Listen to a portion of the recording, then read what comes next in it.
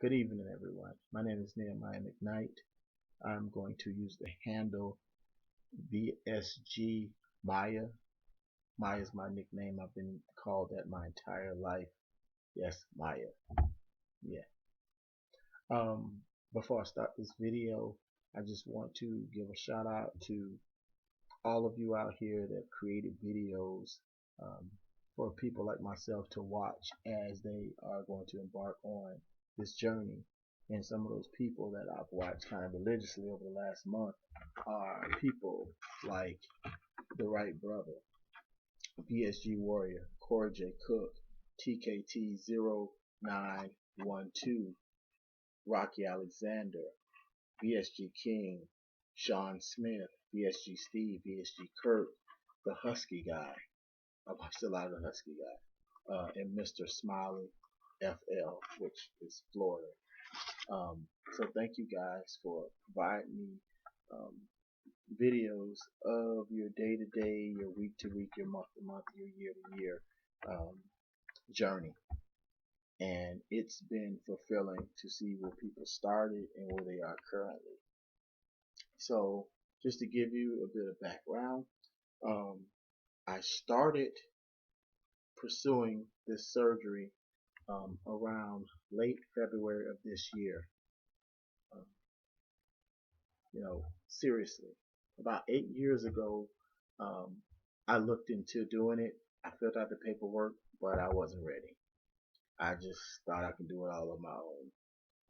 I've always been a big guy, a big confident guy, um, very popular, never been picked on, the life of the party, and even at times, I don't even realize I'm a big guy until I look in the mirror or that infamous, "Hey, big guy, how can I help you, big man?" And or when children say, "Mommy, he's big." That's the only times that I realize that I am big. So it's never been an issue for me. I've always been agile. I've always been mobile. Um, play sports, everything. So my weight never bothered me. But around June or July of last year, 2015, my son was here for the summer, and I found myself not being able to participate um, in activities with him like I like. And I realized that I was always tired. I realized that, I just was extremely lazy. I wasn't helping around the house anymore. Um, I started taking the elevator at work, not the stairs. Although I have minor knee problems, it wasn't enough for me to just start just taking the elevator. Um, so the health issues that I have aren't many, and I thought that I would not be able to be approved by my insurance. So I started having back issues, problems. My feet always hurt. My wife, thank God, she always rubs my feet. My feet hurt religiously, and I'll say, "Babe, my feet hurt." And that's the thing that I really appreciate from her is that she's always willing, and even when she's not willing, she rubs my feet and my back. Um, so that was the first sign um, that something needed to happen. My doctor always talks about I can go in and ask him about anything. I can tell him anything, and the first thing he said, "Oh man, you gotta get some of that weight off you, buddy."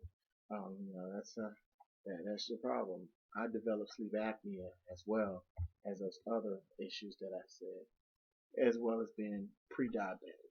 Now the thing about the pre-diabetes is my numbers always are regular. So every time I get blood work done, they're always regular, but I am susceptible because of my size um, to other problems. Making videos is harder than I thought it would be. The first one I did was pretty good, but I ended up saying a few wrong things. So the perfectionist that I am, I created a new video. So on to it.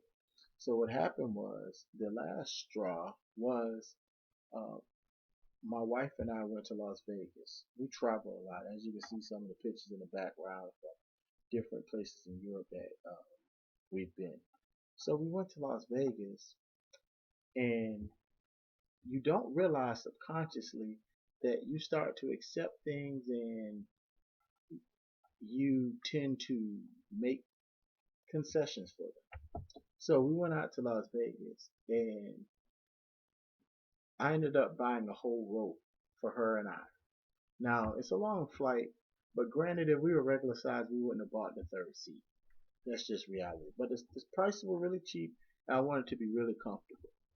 But long story short, that was the first sign. I'm like, okay, we're gonna buy the whole row so we can be really comfortable. Not realizing that we need the whole row because I'm big as hell. And I never done that before. We get to Vegas, and I'm realizing that I'm becoming winded a lot easier. And after maybe a quarter of a mile, my back is hurting, and I need to sit down. And I don't want to get on this, and I don't want to do this. I found myself complaining, and that's something I've never done because, like I said, we travel a lot. So this is November. We went for Thanksgiving, and so at that time, I started to think, you really have gotten out of control. I saw a picture of myself. I didn't even recognize myself. My face was so big, they couldn't even really recognize myself. So I got back, talked to my doctor about it. It's like, oh, okay, yeah, cool. We'll get started. I have my PA to contact the insurance to see if you have coverage. Lo and behold, like all insurance companies, they'll say, oh, you're not covered for that. We don't cover that. Now, let me tell you, there are several people that have gotten this surgery done, and we work for the same company with the same exact insurance. And so my doctor's like, oh, well, you never know. Their health situation might have made it to where they get the surgery. But if they don't cover it, if insurance doesn't cover it, then it shouldn't matter. So I'll fast forward to around February sometime. I was at work leaving, and I was talking to one of my coworkers, and somehow we got on weight loss. I was like, I really need to lose the weight. She was like, yeah, my husband, I know somebody got the surgery, and I'm like, really? And she didn't allude to it was her husband at first, but she was like, yeah, the insurance did cover it, and I'm like, no, they don't cover. She's like, trust me, they cover it. And then she just went ahead and told me who had it, and so I know her husband. He's a big guy, and she gave me his phone number, and we kind of talked. And prior to that, like I said, I was already looking into getting the surgery done. Um, and I was looking at this guy, Dr. Wisman, um, and his reviews were nice and everything. And so as we're talking, she's like, "Yeah, he got it done. He got it done by a man named Dr. Wisman." I'm like, "Wow, isn't that a coincidence?" Because I was just recently looking at this guy by the name of Dr. Wisman. So as he and I were emailing back and forth, her husband and I went on the website for the surgeon, and they said they were having an interest meeting. And I want to say it's around February 25th. So probably about a week or two had passed since her and I had talked, and so I really was, interested. And her husband had gave me all the info of who he used, his doctors and stuff, but wouldn't work for me because that would mean I would have to get this new doctor, and this doctor doesn't know me, so it would be highly unlikely that I would be able to get what I need from the doctor. So I went back to my doctor. Um, I went to the interest meeting first, went to my doctor. The surgeon gave me the list of things that we needed. And at the time, my insurance required 4 to 6 visits to see 4 different specialists. So, which one was my primary care doctor, another was a dietitian, another was a psychologist, and a psychiatrist.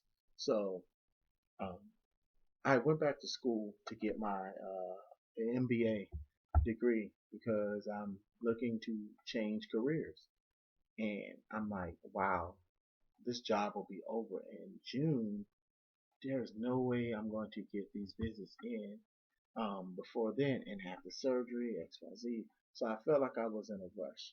I got to the point where I said, you know what, if push comes to shove, I'll pay for this out of my pocket. I talked to my wife about it, and I said, listen, I want to get this done. Like, I'm at a point that, I want to be here for you guys. So um, I want to get this done.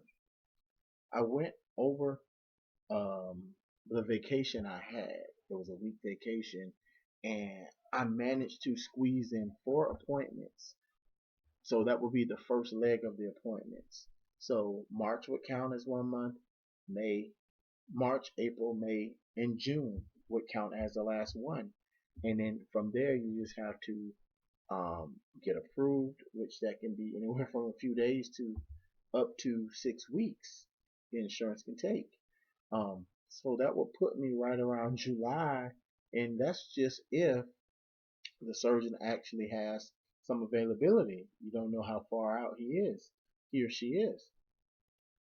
I went to the first visit. Um, you had to get a letter of necessity from your primary care. My doctor, of course, wrote it because he's been pushing for it anyway. So I went and saw the psychologist, and as I'm there, they say, "Hey, you only have to see us once." Now, the insurance, what's happening is the insurance was sold to another company. And so while they're in transition, you could fall under the new guidelines. And the new guidelines, you only need to see each one of these specialists one time. And so I said, "Wow, is this true?" I called the surgeon, and lo and behold, his assistant was like, "Hey, yes, no, it's true. You can be approved under these guidelines."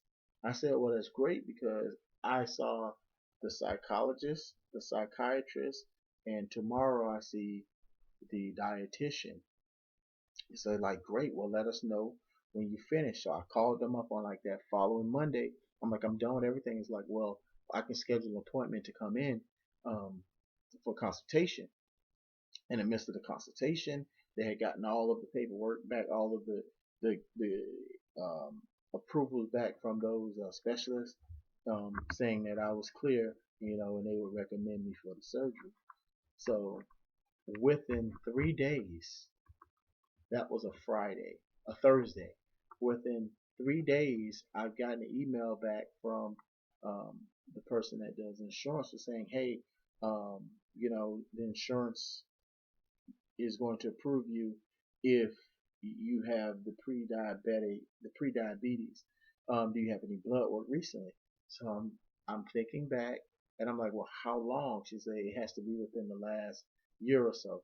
And I distinctively remember over the summer getting blood work done. I called my doctor. The doctor sent it over. She called me back within that hour saying that I was approved. Um, and to find out what date. Now, for me, I was hoping it could be the next day. I know that's probably rushing it, but I didn't know everything that went along with it at that time. I had read everything, but I hadn't got this other paperwork that once been approved, they'll give you this set of paperwork to tell you. So she was like, "Well, the closest we have is in the beginning of June." Now, my graduation from grad school is June 10th. I was willing to forego my grad school um, graduation um, to have this surgery. That's just how serious I am about it. Um, but my wife's like, "No, you work really hard. You can have the surgery the next week. They have availability. They do surgeries on Wednesdays and Thursdays." So that's how we got to the 15th that we're gonna have surgery. Um, and that's where we are right now. The one fear that I have in this whole process is, what if I don't lose weight? I don't have any fear of dying. I don't have any fear of me being successful um, at it. But what if I don't lose weight? What if I'm one of those people that can't lose weight? The other fear that I have maybe is like, what if I go to see these specialists, this cardiologist, this pulmonologist, because you also have to see those people too prior to surgery. So I'm like, what if they tell me that I'm not able to get it because my heart is not strong enough, or my breathing is not good enough? Like, those are some of my fears, the only fear that I actually have, because I'm a person that up until it actually happens, I kind of don't believe things are going to happen. I know that's the wrong way to be. but no matter what, I always like something could happen. I'm also like, what if, you know, my job doesn't hire me back, like, and it's a week after our year is over, will it still count? I'm even in my mind like, well, I'm not spending money right now because I'm like, what if I have to pay for this? So those are just my set of fears. Um, but I can actually physically see myself mentally. I can mentally see myself um, being skinny or close to what skinny is. People ask me, do I have a goal weight?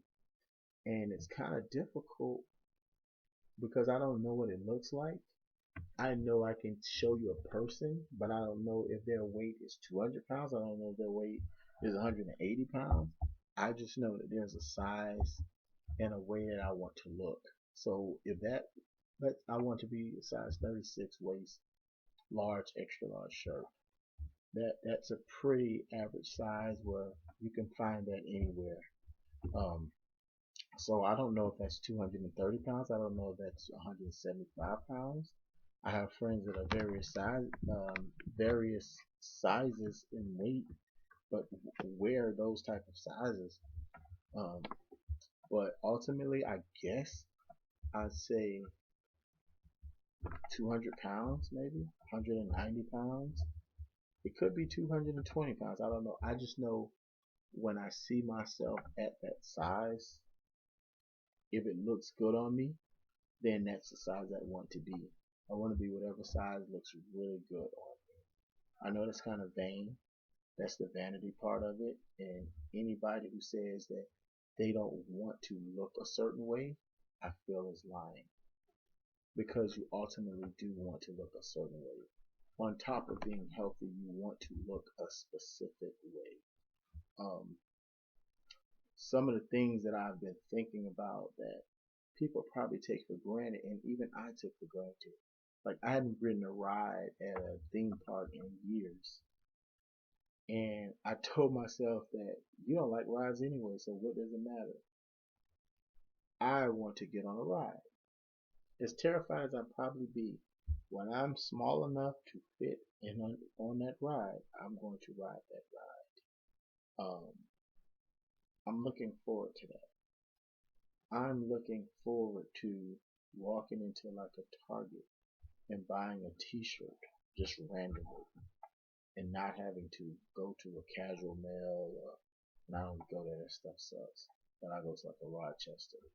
Um, I want to be able to just buy something like that or walk in Macy's when they're having a sale and just pick up something and knowing I can fit it. Um, I'm looking forward to those type of things. I'm looking forward to the next time I can get on an airplane without a seatbelt extension and not spill over and not someone else's seat. I'm looking forward to those things. So over the next definitely month, I'm going to try to get on here every week. But I'm gonna actually make it my business to get on once a week, to let you know how I'm doing and my struggles. Um, and the one thing I haven't talked about yet is my weight. So when I started this journey, as far as I can remember, and I mean this is before me getting approved, this is just the weight that I remember. The highest weight I think I've ever been in my life is 430 pounds. And it's shocking when I tell people that because they always think I'm about 70 to 80 pounds smaller than I actually am because I guess the way that I'm built. They always say, you don't look, my doctor's like, you don't look 400 pounds. I thought you were about 350, 375. I was like, that would be okay. As big as that is, that would be better than this 430. So when I started, I was 430 pounds. When I went to meet with the surgeon, I had already started working out. Um, let me revise that what I just said. I had started eating right. I hadn't physically started working out because I was having issues with my Achilles. So I started working out about 3 weeks ago. So when I went to the surgeon's office, I weighed 419. So I had already lost 11 pounds by then. I've been working out for the past 3 weeks, I want to say, um, and I'm down to 413. So between now and May 25th, when I start my 3-week liquid diet, I would love to be at 400 pounds or less before I start the liquid diet. Because the smaller I am, the shorter time as far as weight goes, I will have to reach my end goal, if I said that correctly. So the smaller I am at that time will make it easier for me to get to my end goal, I believe. So instead of me having to lose like 160, 70 pounds, I might have to lose 100 pounds or whatever. So I'm looking forward to this 3-week diet though, because I've been watching people lose a lot of weight during this liquid diet, and I'm going to still work out during this liquid diet. So I know you can lose between 1 pound and however much, depending on the size you are. You know, some people that are 500, 600 pounds, they lose more. I guess I'm in the middle road of that. So hopefully I can lose about 15, 20 pounds on that. So I could kind of, you know, pre-op be, 385 pounds or something like that. That would be nice. I'm not going to be disappointed if I'm not. It just means I have a little more work to do. And, you know, I accept it, and I understand that this is not a get quick fix. Um, this is something that's going to require effort on my behalf. It's something that is a tool to help me, and I've acknowledged that. And I actually still see one of the therapists um, currently. So we talk about stuff about what to expect after. I felt like that was definitely worth me continuing, because I'm definitely going to need help. Outside of just my family, psychologically, a lot of things are going to change. My life's going to change. Um, so I'm going to have someone to help me through those things other than just my family. Some of the issues might become with my family. I don't know. This is something that I'm allowing, and, incorporate other folks in. It's just not about me. And I'm learning that this whole process is not about me. Like, my wife has to learn that there's certain things that she can't cook for me anymore. My body may not like it. It's things that I think I like still. My body may say no. But all I know is I'm looking forward to this new life. And I'm going to incorporate you, the YouTube community, into this journey that I'm embarking on. And I just love when I watch the videos, you see someone at their biggest point, and then you just see them just turn into someone else. I wish I had started this maybe a month ago, because my face has changed. Even now, I'm starting to be able to see myself again. I'm starting to look like myself again. And if you guys don't know, and you'll learn, I really love myself. I am not short on confidence. I really love myself. So, till the next video, this is Nehemiah, aka for YouTube, VSG Maya, signing off. Peace.